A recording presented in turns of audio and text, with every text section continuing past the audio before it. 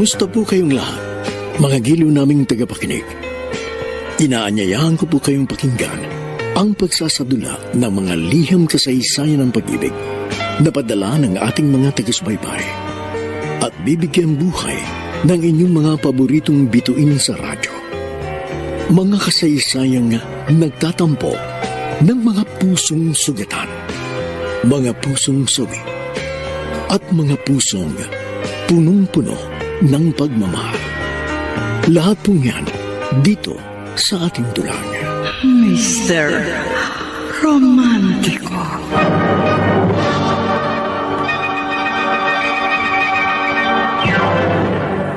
Love, can't you see I'm alone?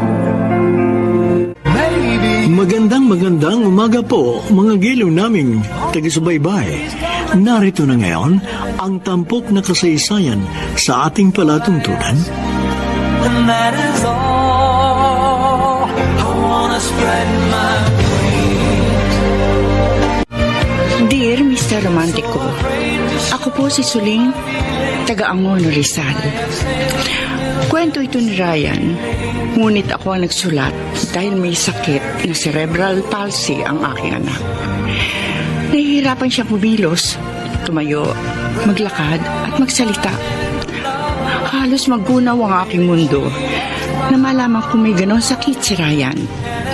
Pero bilang kanyang ina, tinanggap ko yun at nilaang ko ang aking panahon sa pag-aalaga sa aking bunso. Sa maraming taon, nagbinata si Ryan, ngunit halos buong buhay niya ay nasa loob lamang siya ng kanyang kwarto. Ganun pa man, hindi siya nabubugnot dahil malalaki ang mga bintana sa kwarto at naging libangan na niya ang pagdungaw at pagmasdan ang mga nangyayari sa labas ng aming bahay. Can't you hear when I call? Ryan? Ready na yung mga gamit mo sa school para bukas. Naplansya ko na rin yung mga uniforme mo. Ay, siya nga pala, hindi kita maihahatid kasi maaga akong aalis para pumunta sa tita Minerva mo. Kailangan natin makiramay sa pagkamatay ng Tito Bolet mo. Okay lang po, ma. Huwag ka mag-alala. Nakausap ko ng kuya mo para ihatid sundo ka bukas. Anak, pagbutihin mo ang pag-aaral, ha? Apa, ma. Oh, sino yung sinisilip mo dyan sa labas? Gabi na. Bagong lipat po sa kabilang babae. Oo. Binati ko na kanina yung bagong lipat sa kabila. Si Emma. Ma. Tsaka yung kasama niya, kaisa-isa niyang anak na Vanessa ang pangalan na tingin ko. Kasing edad mo lang. Ma'am, mabait po sila, ma. Oo, mababait naman silang kausap. Sigurado ko, makakasundo natin sila. Sige na. Pahinga ka na, anak, ha? Tutulog na po ako. Sige. Lalayan na kita. Nakita niyo Vanessa? Ay, oo. Maganda siya. Ha? Parang anghel ang mukha. Tingin ko magkakasundo kayong dalawa. Sana nga po, ma.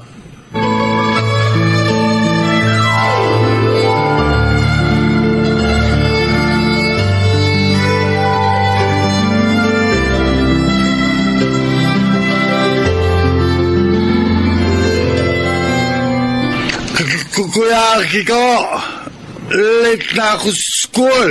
Eto na, Ryan. Nagbibisa ako. Don't worry. Hindi ka malilate sa school. Ang aga-aga pa. Kiko! Kiko, nandito na ako. Ay, buksan mo na itong pinto. May bisita tayo. Ako na pa bubukas, mama.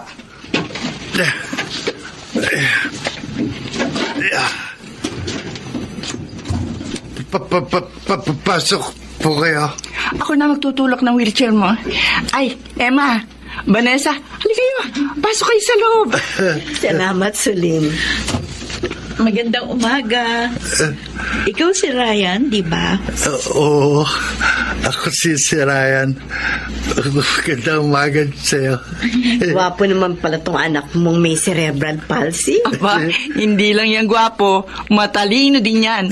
Katunayan, consistent na din si Lister yan si Ryan. Wow! Congratulations, Ryan.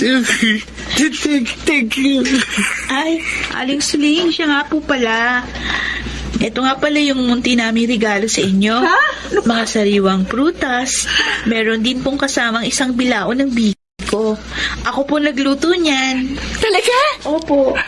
Naku, maraming salamat, Emma, ha? Oh, Vanessa, salamat. Sigurado, magugustuhan ni Ryan tong biko. Paborito niya yan, Ay, eh. talaga? Ay, sige po, sa susunod, pag nagluto uli ako ng biko, magdadala uli ako sa inyo. Oh, Ryan, anak. Oh, bakit namumula ka? Lala po. Bakit? Nabibighani ka ba sa ganda ng aking anak? Mga talaga. Maganda si Vanessa po. Okay, Tom. Thank you, Ryan.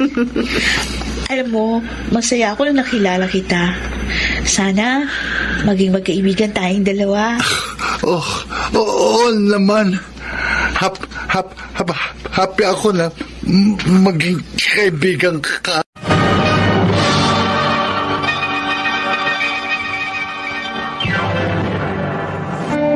Mr. Romantico. Love, can't you see I'm alone? Dear Mr. Romantico, simula na mabasa ni Vanessa, hindi ko na nakita pang dumungo sa bintana si Ryan. Wala itong ginawa kundi humiga lamang sa kanyang kama. Paminsan-minsan umiiyak pag siya lang mag-isa sa kwarto. At bilang ina, ginawa ko ang lahat para mawala ang sakit at frustration ng aking anak sa nangyari. Can't you hear when I call? Ano ba yan, Ryan? Iniiyakan mo pa rin yung pambabastard sa'yo ni Vanessa? Parang hindi lalaki. Tama na yan. Babae lang yan. Hindi mo dapat iniiyakan. Kiko, bumangon na ba si Ryan? Malalate na kayo sa school. Ayaw pa mong bumangon ni Ryan. Kayo na po ang kumausap sa bunso nyo. Malilate na po ako sa trabaho eh. Ryan, bumangon ka na. 6:00 na ng umaga. Malayo pa biyahin nyo. Pinasted lang, ganyan na ang reaksyon. Paano pa kaya kung break up yan? Baka hindi na niya kayanin. Kiko, unawain na lamang natin ang kapatid mo. First time na mangyari ito sa kanya. Oh, Ryan, anak. Tara na. Bangon ka na. Ma, sala, hindi na lang ako nagkakasakit ng ganito para normal buhay ko. Anak, kung meron lang ako magagawa para gumaling ka, matagal ko nang ginawa yun. Sinisikap ko naman na magkaroon ka ng isang normal na buhay. Ryan, paminsan-minsan talaga, mabibigo tayo sa buhay. Lalo na sa pag-ibig. Oo, masakit yan. Pero kailangan mong maging matatag at tanggapin ang nangyari sa'yo. O tignan mo ako. Dumaan din ako sa maraming breakups. Pero eto ko, buhay pa. Tama ang kuya mo, Ryan. Huwag mo nang iyakan yung nangyaring pambabastard sa ni Vanessa. At sa halip, ipagpatuloy nyo na lang ang pagkakaibigan yung dalawa.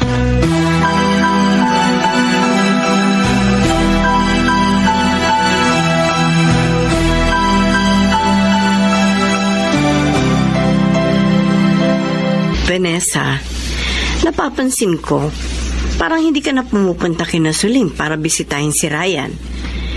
Nagkaroon ba kayo ng hindi pagkakaunawaan? Ano?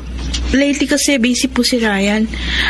Ang sabi ng kuya niya, merong ginagawang case study, kaya hindi ko po muna siya iniistorbo. Yun lang ba, anak? Bakit parang malungkot ka? Kasi ma, medyo nagigilty lang ako doon sa ginawa ko kay Ryan. Bakit? Ano bang nangyari? Kaya ba nahihiya ka ng dumalaw sa kanila? Ang totoo niyan, nagtapat siya sa akin na meron siyang gusto. Kaso binasted ko. Sabi ko sa kanya, hanggang friendship lang yung kaya kong ibigay. Ayun, mukhang nasaktan doon sa sinabi ko. Uy, wala namang masama sa ginawa mo. Nagpakatotoo ka lamang. Mabuti't alam niya na hanggang friends lang kayo para hindi na siya umasa sa'yo. Pero kung ako ang tatanungin, okay na sa akin si Ryan para sa'yo. Kahit na may kapansanan pa siya. Ay, siya nga pala, Ma. Sa susunod na buwan, magsisimula na ako mag-practicum. Meron na akong company na papasukan ko sakali. Oh, talaga? Saan kumpanya? BS Maritime Recruitment Agency dun sa Pasig. Teka, alayo yata ng papasukan mo At saka, recruitment agency pa ng mga seaman. Baka naman ligawan ka lamang ng mga seaman doon. Huwag kang mag-alala, Ma. Hindi ako magpapaligaw sa mga babaerong yun. At saka, medyo malapit na rin po yung Pasig. 180 hours lang naman po yung bubunuin ko sa practicum. Uy, sige anak. Basta't mag-iingat ka palagi. Unahin mo muna ang pag-aaral bago ang pag-ibig. Yes, Ma.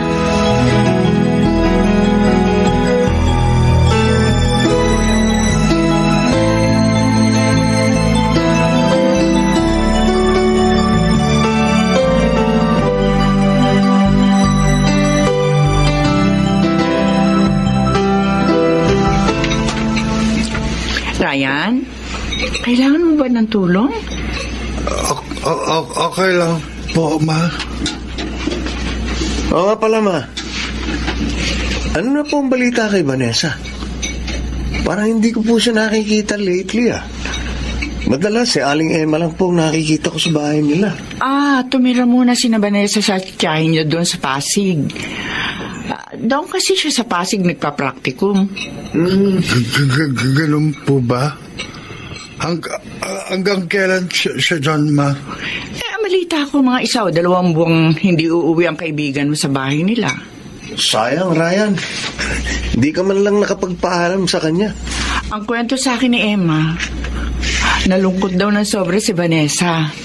Kasi bigla ka raw nagbago. Di naman po ako nagbago. Naiya lang kasi ko. Bakit hindi mo tawagan at kumustahin si Vanessa, Sigurado ako, hinihintay niya na makapag-usap kayo uli. Sige po, Ma. Mamaya po, subukan kong tawagan si Vanessa.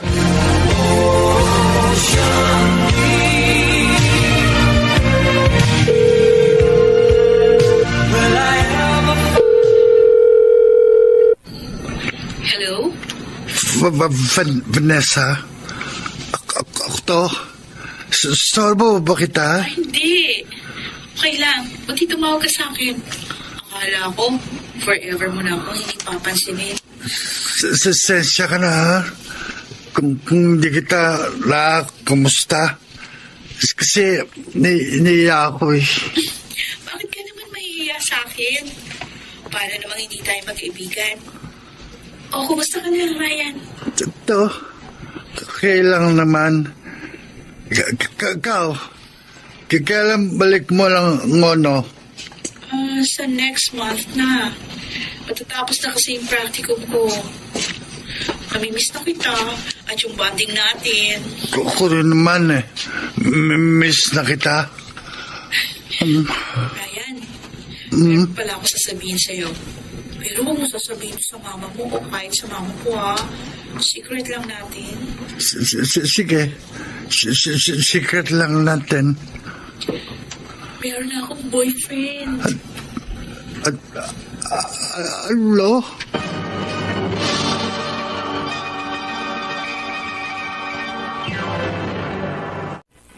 Mr.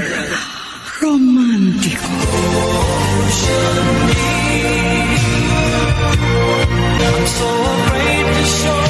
Mr. Romantico, muling nagbalik ang komunikasyon ni Ryan at Vanessa. Pero napansin kong malungkot pa rin ang aking anak. Madalas ko siyang tanungin kung bakit. Pero tinatanggi niya yun sa akin.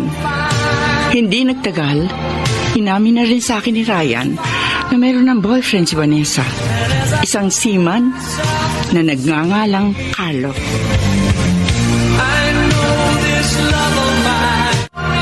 Ryan! Ryan, sandali! Vanessa! Buti naman, kauwi ka na. Oo. Kasama ko pala si Carlo. Ay. Yung kinukwento ko sa'yo. Nice meeting you, pare.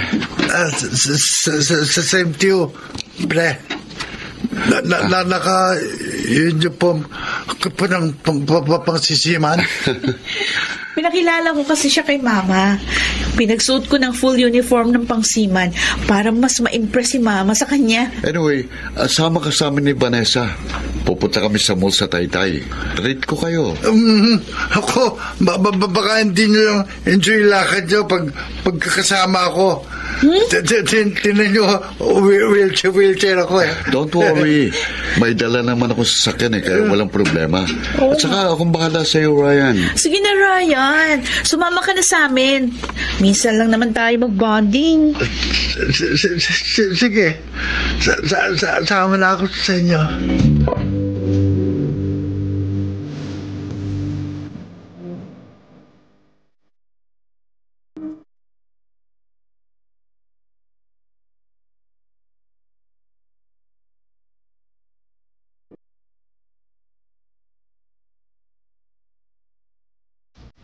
Ryan, kailangan ba ng tulong?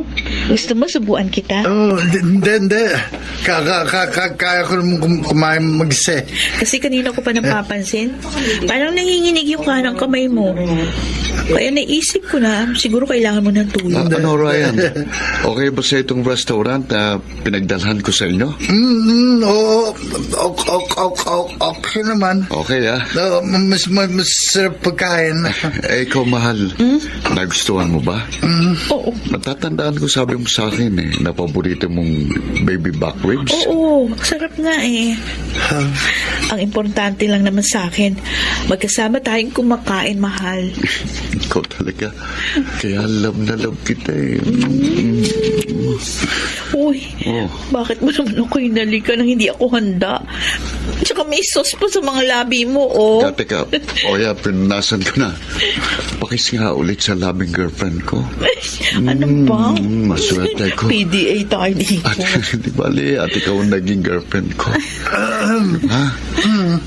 Ay, Ryan, baka naman na-out of place ka na sa amin.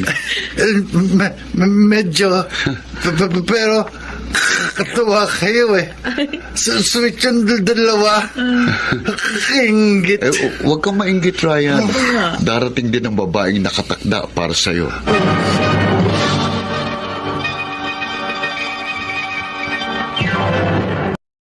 Mr. Romántico.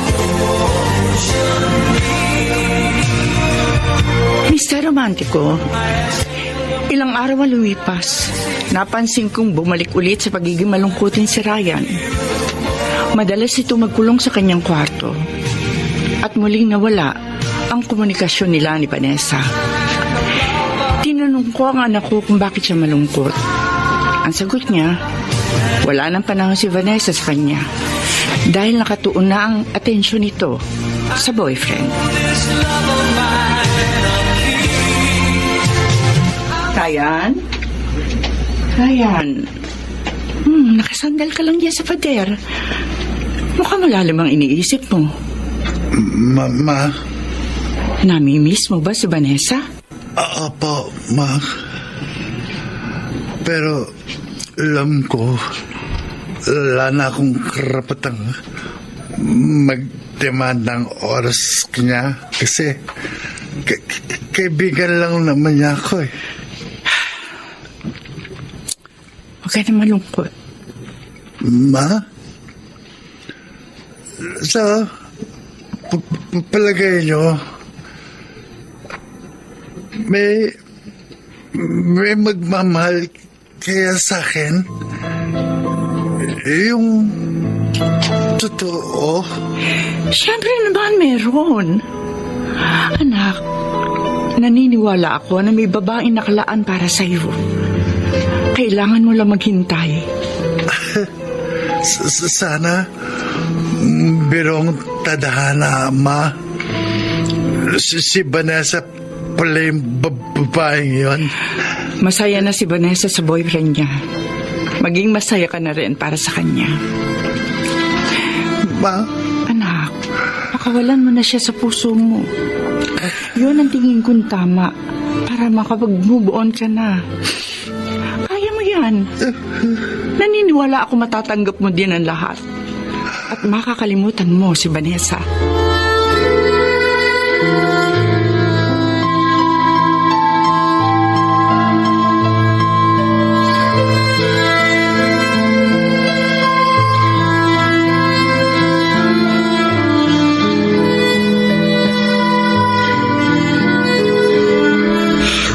Ka, Vanessa.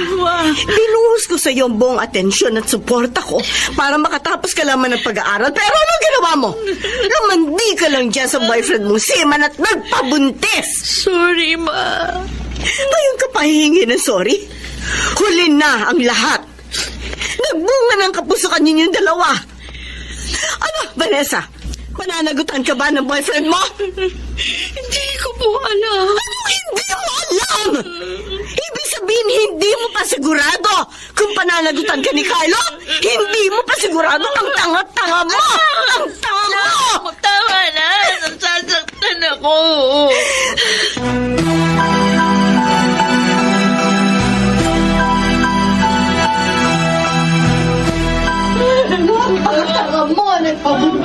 Mama, ano nangyayari sa labas? Bakit maingay si Tita Emma? May malaki silang problema. Kung hindi ako nagkakamali, parang narinig ko nabuntis si Vanessa ng boyfriend niya. At ano po? Nakakalungkot yung nangyari sa kaibigan mo, anak. Sana naman panagutan si Vanessa ng lalaki na kabuntis sa kanya. Mahirap maging disgrasyada.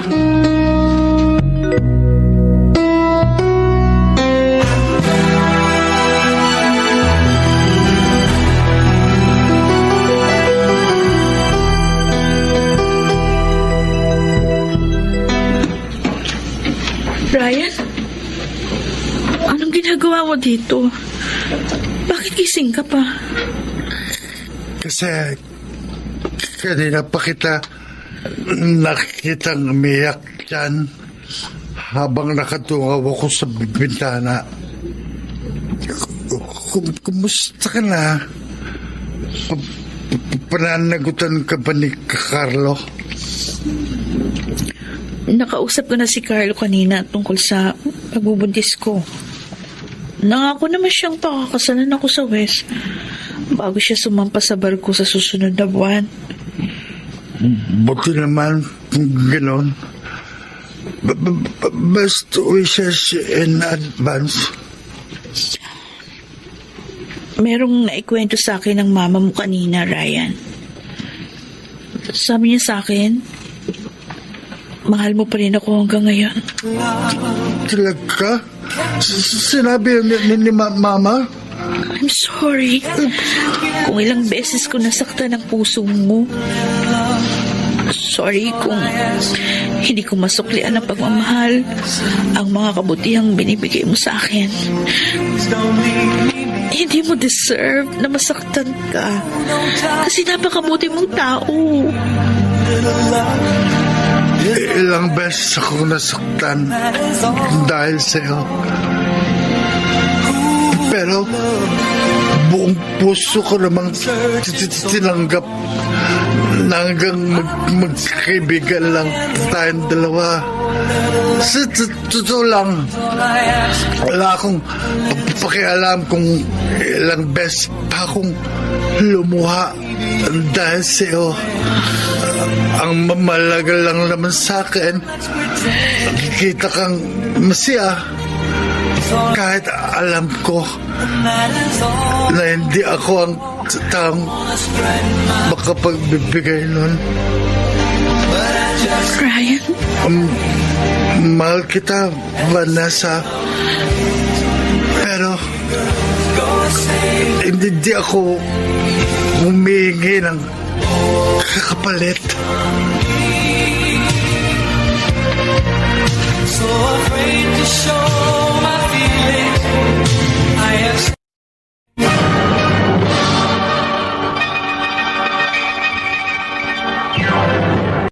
Mr. Romántico. love. Can't you see I'm alone? Dear Mr. Romántico, pagkatapos ng kasal ni Vanessa at Carlo, ay lalong naging malulungkutin ang aking anak na si Ryan. Alam ko labis siyang nasasaktan dahil tuluyan ang nawala sa kanya ang babaeng pinakamamahal. Pero nakita ko naman sa aking anak na gusto na niya mag-move on at magsimula ng panibagong buhay. Can't you hear when I call? O Ryan, kanina ka pa nakadungo dyan sa bintana. Ano na ang balitang nasasagap mo dyan sa labas? May nakikita ko mga bagay sa labas. Oy, baka sasampa na uli ng barko si Carlo. Simula kasi nung ikasal siya kay Vanessa diyan na siya tumira sa bahay ni Aling Emma. Ilang taon kaya wala si Carlo? Hindi naman taon. Ang alam ko kasi 6 hanggang 9 months lang ang kontrata ng isang seaman. Ganun ba? Ibig sabihin lang yan, manganganak si Vanessa nang walang asawa niya. Kuya, Oh, pwede mo akong tulungan mo ba? ah? Kasi gusto ko samahan si Vanessa habang paalis sa asawa niya.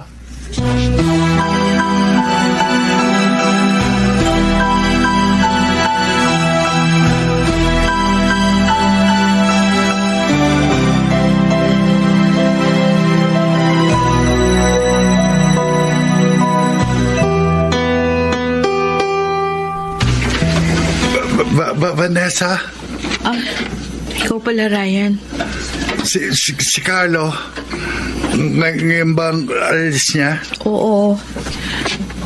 9 na buwan yung kontrata niya sa barko. Matagal din siyang mawawala. Pero kailangan ko magtiis para din sa pamilya namin. Ma, Carlo, nandito si Ryan. May buti naman, Ryan, at napasyal ka ulit. Tamang-tama. May kasama si Vanessa habang paalis ang asawa niya. Carlo, 9 months pa lang mawala. Ingat ka sa barko. Salamat, pare. Sa'yo ko muna ipagkakatiwalang mag-ina ko habang nagtatrabaho ko, ha? Huwag kang ala. Ako bahala sa pamilya mo. Maswerte si Vanessa kasi meron siyang best friend na katulad mo. O sige, Ryan, Vanessa, Nanay Emma, parating na yung van na maghahatid sa akin sa airport. Carlo! Huwag kang malungkot, mahal. Palagi akong tatawag sa'yo. Talaga? Pangako, babalik ako.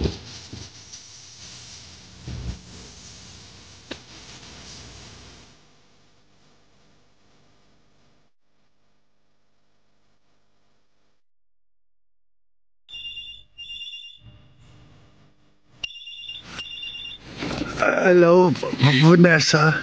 Ryan! Bakit ka umiyak? May miss mo bang asawa mo? Oo. Pangako niya sa akin. Palagi siyang tatawag pag nasa barko na siya. Pero simula nang umalis siya, 2 months ago, nakakadalawang tawag pa lang siya sa akin. Baka busy pa siya sa trabaho niya. Huwag ka na malulungkot. Sorry, Ryan, ha? Na-istorbo pa kita. Lion, mas gusto ko ngayon nakakausap kita bago ako matulog Basta palagi mong tatandaan, huwag ka nang malungkot kasi makakapekto yan sa pinagbubuntis mo.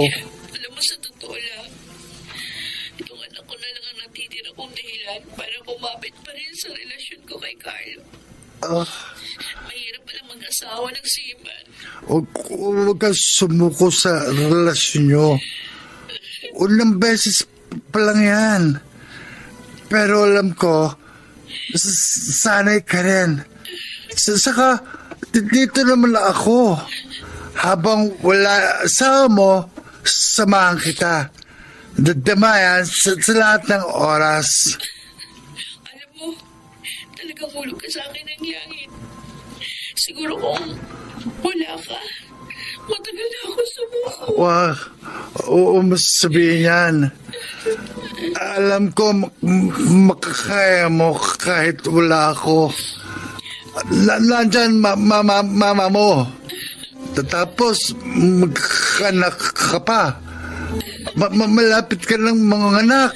Dapat mamamisya ka. Actually nga, medyo excited na rin ako sa paglabas ng baby ko. Kukunin kitang ninong sa binyog ng anak ko, ha? Sure. Papayag ako maging ninong. Talaga? Oo. Thank you. Basta, Vanessa. Kapit lang. Pangako. Gawin ko lahat para maging masaya ka. Thank you. Mahal na mahal kita.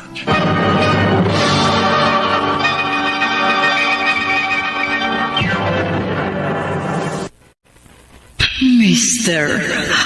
Romantico.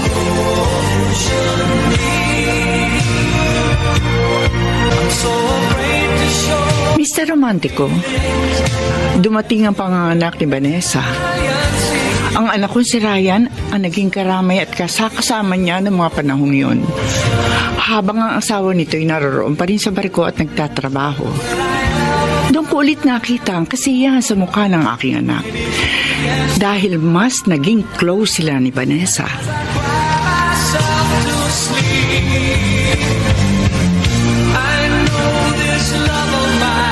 Another 9 months ulit ang kontrata ko. Ano? 9 months uli? Ay, Carlo naman. Kailangan ko mag-extend. Sayang naman kasing kikitain ko kung uuwi kagad ako.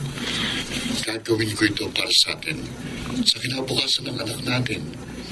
Kailangan natin makapag-ipon ng pera para makabili din tayo ng sarili nating bahay. Pero 9 months. Ang tagal nun. Mamimiss kita na sobra. Konting days lang. Ano pa bang magagawa ko kundi maghintay na lang ulit sa'yo? Promise. Sa May next year, uuwi na talaga ako. Promise mo yan, ha? Panghahawakan ko yung promise mo.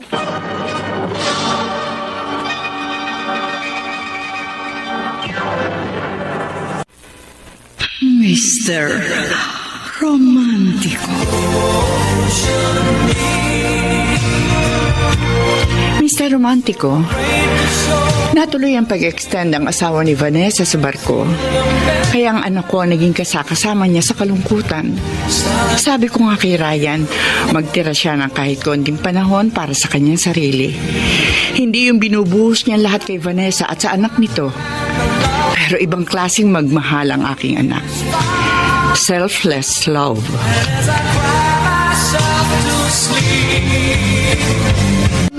Huwag ka na umiyak. Yan. Good boy yan. Good boy. Ito laruan. Gusto mo to, ba? Ba? Tita Emma, anong oras uwi si Carlo? Ang alam ko alauna ng hapon ang lapag na eroplanong sinasakyan ni Carlo. Mag-aalas 5 na ng hapon. Sigurado pauwi na yun dito. Siya nga pala, si Vanessa. Nasa labas po. Labang ang pag-uwi ni Carlo. Parang ayan na si Carlo. May humintong taxi sa harap ng bahay. Si Carlo na nga, ayan na siya. Carlo! Naku! Salamat sa Diyos at nakauwi ka ng ligtas. Emma, Ryan. Welcome back, Carlo. Teka. Siya bang anak ko? Si Yan? Yan, Apo. Hindi ka dito. Nandito ang papa mo. Huwag kang matakot sa papa mo. Yan. Opo. Oh, bakit pumunta ka sa likod ng wheelchair ni Ryan? Huwag ka matakot sa papa mo. No, Papa! Ikaw, Papa ko! Anak, Hindi ako papa mo, yan. Siya talaga papa mo, si Carlo. Halika dito, anak. Marami kong pasalubong sa'yo. Halika. Sige, yan. Lapit ka na. Halika dito. Ayan, payakap. Matagal ko nang gustong mayakap ka. Pasensya ka na, Carlo. Kung medyo tatakot nak mo. Oo. Ryan, maraming salamat sa pag-aalaga mo sa mag-ina ko habang wala ako. Malaking utang na loob ko sa'yo. Lion, masaya ako makatulong sa inyo.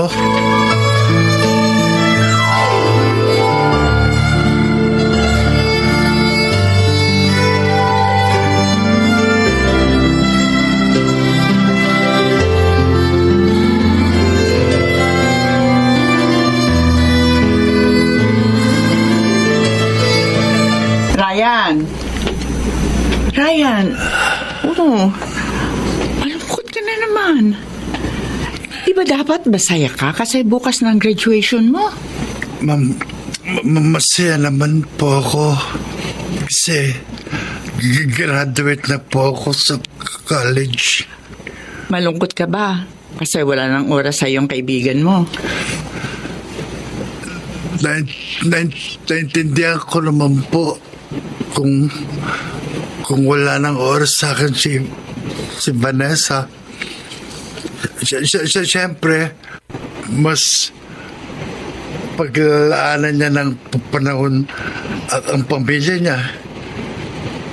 Pero aminin ko po, inggit ako kay Carlo.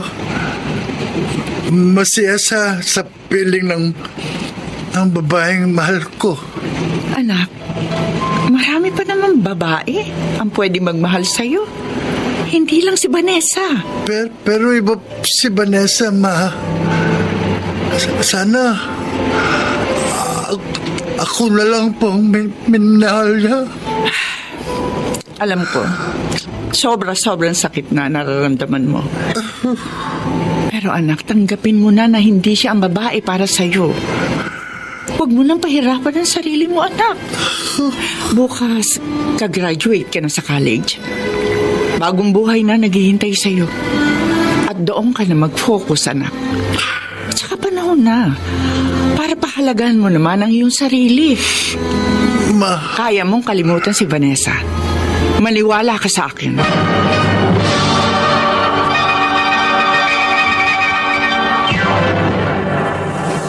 Mr. Romántico.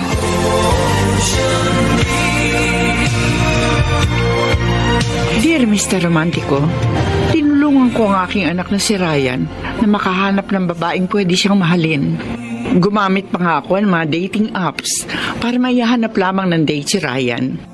May mga nirereto ding babae para sa anak ko. Ngunit sa kasamaang palad, hindi yun naging successful. At isa sa mga rason ay ang kapansanan ng aking anak.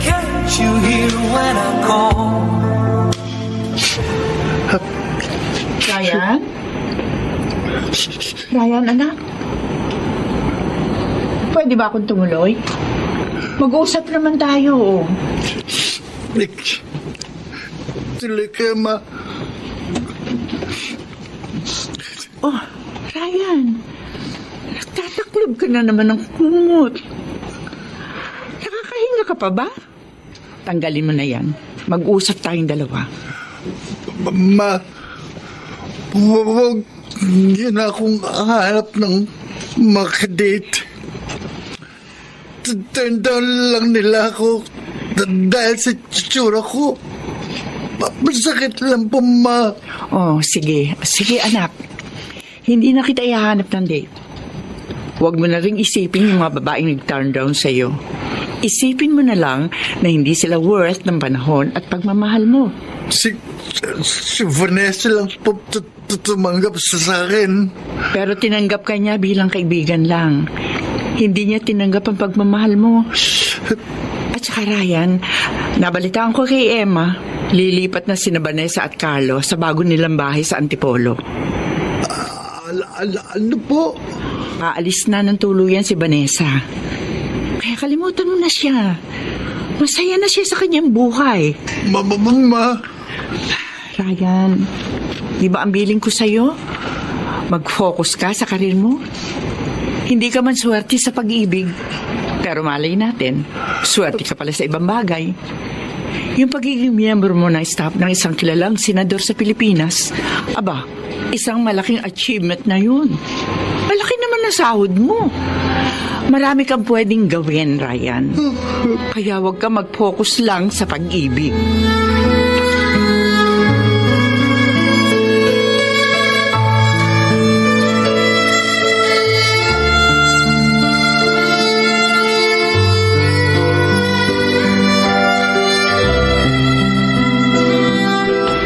Mabuti naman at napasyal kayo ni Yanyan dito sa bahay. May problema ka ba, anak? Nagkaroon lang kami na pagtatalo ni Carlo, Ma. Parang nung isang gabi lang nung tumawag ka sa akin, nagtalo din kayo ng asawa mo. Di pa paano hindi kami magkasundo doon sa pera? Pag yun ang pinag-uusapan, nagbibigay pa rin siya doon sa mga magulang niya. Hindi naman masama na bigyan niya sila. Kaso, kami naman ang kinakapos. Kaya nga sabi ko kay Carlo, dapat kami ni Yanyan yung priority niya dahil mas kailangan namin ng pera. Kailan ba babalik ang asawa mo sa barko? Next week na ho yung alis niya. Kakainis nga lang kasi South America yung biyahe niya. Nababalitaan ko nga halos lahat ng mga nakakwentuhan kong misis ng mga seamen. South America daw dun yung pinakamaraming tukso. Ikaw ba'y may tiwala sa asawa mo? Oo naman. May tiwala naman ako kay Carlo. Kaso, siyempre, iba pa rin yung ikaw na mismo yung lalapitan ng tukso sa ayaw at sa gusto. Nakabalita ko pa, pag nagbiyahe doon sa Brazil marami din mga babae doon. Maraming babaeng umaakyat ng barko. Tingin ko naman hindi babaero si Carlo. Kaya magtiwala ka lamang sa asawa mo. Kumusta na po pala si Ryan? Yun. Okay naman ang kaibigan mo. Kasama siya sa staff ng isang kilalang senador. Ang balita sa akin ni Suling, baka lumipat na sila ng Manila. Ganun po ba? Namimiss mo ba ang kaibigan mo? Pwede mo siyang puntahan sa bahay nila. Walang pasok ngayon si Ryan. Sigurado, matutuwa yun kapag nakita ka niya.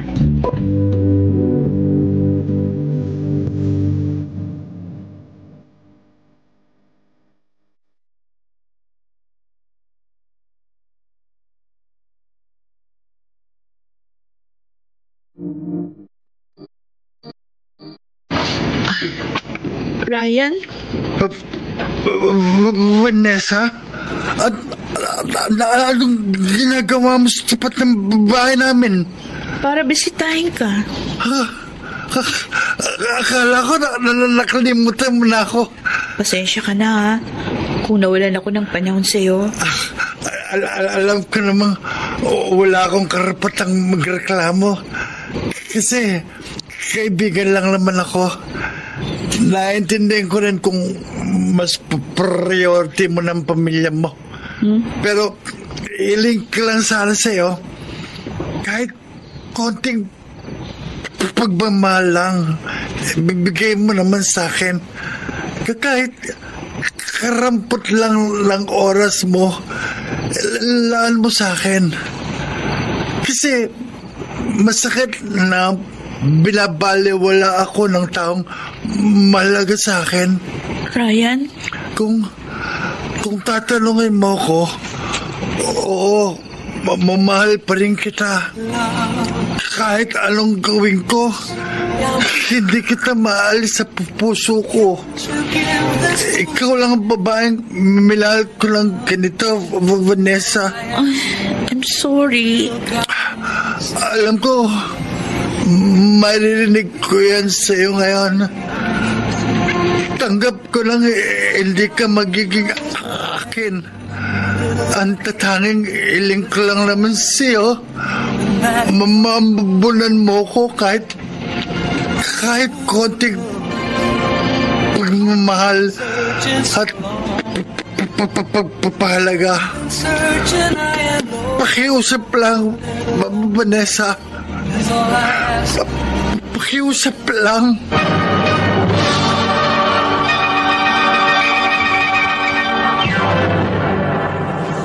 Mr. Romántico.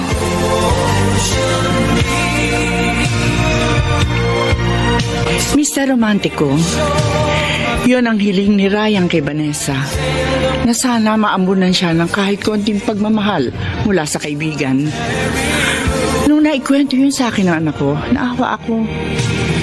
Bakit kinailangan pang mamalimos ang pag-ibig sa taong hindi siya kayang mahalin?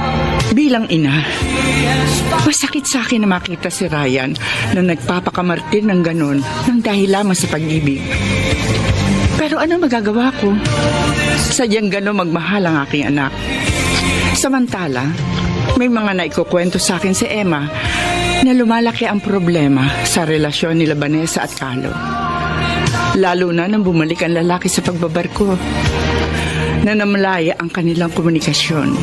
Hanggang sa isang araw, isang masamang balita ang natanggap ni na Emma at Vanessa.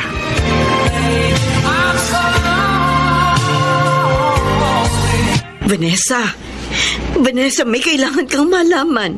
Bakit, ma? Sino yung tumawag sa inyo kanina? At sobra kayong nag-alala.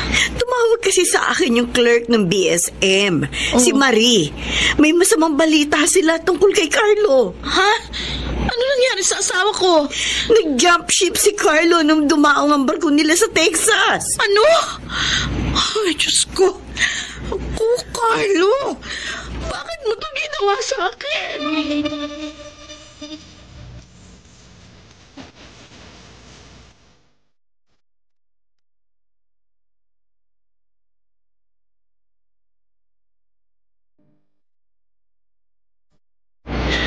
Kung akala ko hindi niya magagawa magtaksil sa akin dahil may tiwala ako sa kanya, naging kampante kung mahal ako ng asawa ko. Pero Ryan, nagkamali ako. Niloko pa rin ako ni Carlo. Nakausap mo na bang asawa mo? Baka naman may dahilan siya. Kaya siya nag-jump ship. Ang sabi ng mga kasama niya sa barko, nag-jump ship si Carlo para sumama doon sa Amerikanong nakilala niyo. Sakit. Sobrang sakit ang ginawa niya sa akin. Tahan na, Vanessa. Huwag ka nang umiyak. Kung ako siya, huwag kang magpadala sa bugso ng damdamin. Hintayin mo muna yung paliwanag niya. Isa pa sa pinag-aalala ko, paano na kami niyan yan? Wanted na ang asawa ko sa lahat ng shipping lines. At kapag nahuli siya ng mga taga-immigration, sigurado deport siya. Hindi na siya makakapagbarko habang buhay. Saan kami kukuha ngayon ng pera? Paano na kinabukasan ng anak ko? Magpakatatag ka, Vanessa. Kaya mo yan. Malalampasan mo din yan. At saka, dito naman ako para dadamayan ka.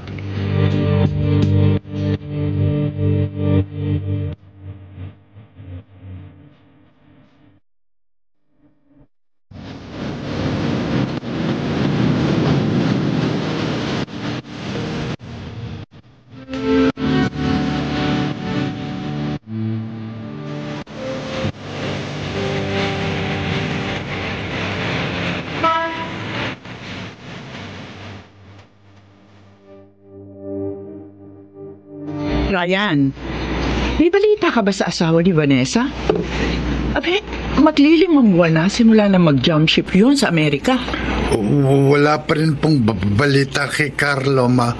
Uy, paano na ngayon yan? Sino nang bumubuhay ka na Vanessa at yan? Ang kwento sa akin ni Emma, napilitang maghanap uli ng trabaho si Vanessa para buhayin ng anak niya. Habang si Emma naman ang siya nag-aalaga sa kanyang apo.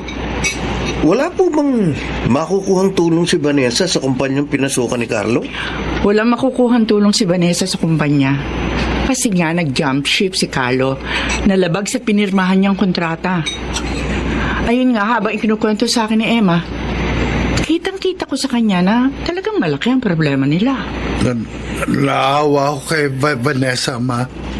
Nasabi sa akin ni Emma na nag-abot ka rin ng tulong sa kanila. Konting halaga lang naman po yun para sa kanila maglola. Maliit lang po kasi yung kinikita ni Vanessa sa trabaho niya. Nagkamali si Vanessa na lalaking mamahalin. Kung si Ryan lang sana minahal niya, baka masaya pa rin siya hanggang ngayon. Ang buhay talaga, laging nasa huli ang pagsisisi.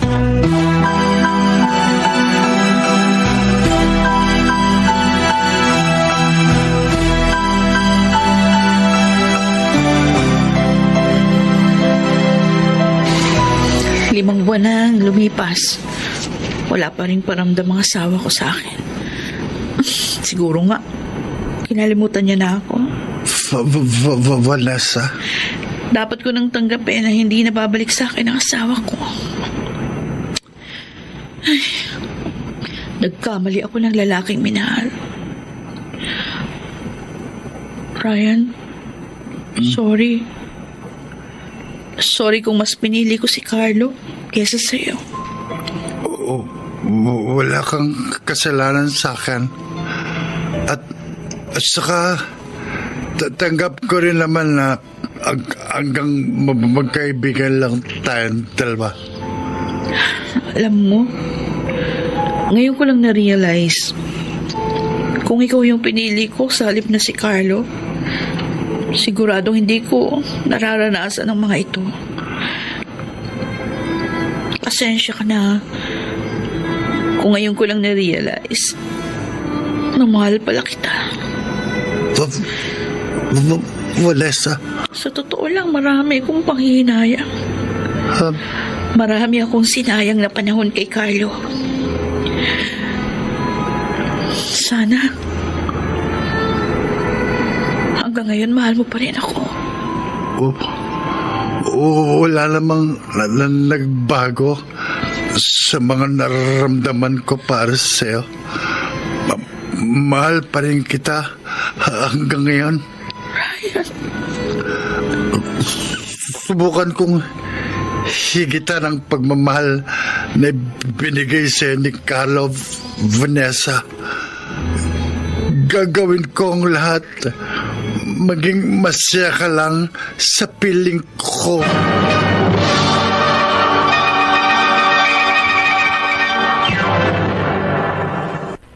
Mr. Romántico. Mr. Romántico, nabalitaan ko mula sa aking anak na si Ryan na mayroon na silang relasyon ni Vanessa. Siyempre tubutol ako dahil may asawa ang kanyang kasintahan. Pero walang nagawa ang aking pagtutol dahil nanaig ang pagmamahal ni Ryan kay Vanessa. Ang dalangin ko na lamang noon, sana wag masaktan ang aking anak sa pinili niyang direksyon.